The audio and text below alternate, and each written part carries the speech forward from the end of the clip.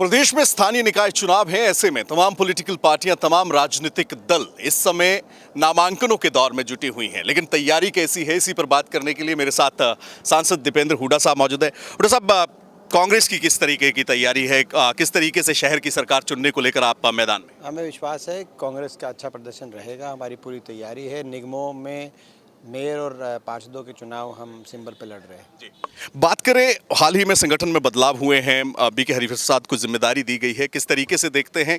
क्या वो मोमेंटम कांग्रेस जो है विधानसभा चुनाव के बाद संगठनात्मक बदलाव के साथ पाती हुई दिखाई देगी? नहीं, कांग्रेस का अच्छा प्रदर्शन रहेगा और हमारे नए प्रभारी आए हैं तो संगठन के अंदर प्रक्रिया चल रही है। प्रदेश स्तर पर भी बदलाव आने वाले समय में देखने को मिल सकते हैं? देखिए, हमारे केंद्रीय नेतृत्व इस पे गौर कर रहा है। जी, गुटबाजी को लेकर काफी चर्चा रहती है, विधानसभा चुनाव में भी आई। क्या स्थानीय निकाय चुनावों में कांग्रेस हाथ पे हाथ मिलाकर जो है वो कैंडिडेट्स के लिए प्रचार करती नजर देखिए, ये सारे हमारे संगठन के अंदर के विषय हैं। मुझे विश्वास है कांग्रेस का कार्यकर्ता एकजुटता से चुनाव लड़ेगा। हरियाणा के युवाओं के लिए जिस तरीके से डेपुटेशन चल रही है, 40 लड़के कल वापस आए हैं। ये जो परिवार हैं, ये जो ह्यूमन ट्रैफिकिंग का नेक्सस है, ट्रैवल एजेंट्स के माध्यम से बड़े बड़े ख्वाब दिखाकर अमेरिका, विदेशों में भेजने को लेकर अब डेपुटेशन जिस तरीके से हो रही है, क्या टेक है जरा आपका, और किस तरीके की कार्रवाई ऐसे ट्रैवल एजेंट्स? देखिए, मैं समझता हूँ कि केवल ट्रैवल एजेंट्स की बात नहीं है। आज देश में ये भी एक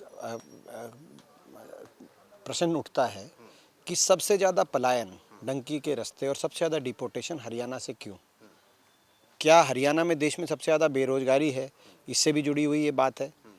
तो 10 साल में सबसे ज़्यादा बेरोजगारी, नशा और अपराध जो हरियाणा के युवा के भविष्य को अंधकार में कर दिया इस सरकार ने, तो भाजपा सरकार जिम्मेदारी है उन परिस्थितियों की, जिन परिस्थितियों में जो हमारे ऐसे युवा थे उनको इस डंकी के रास्ते पलायन करने की मजबूरी का सामना करना पड़ा।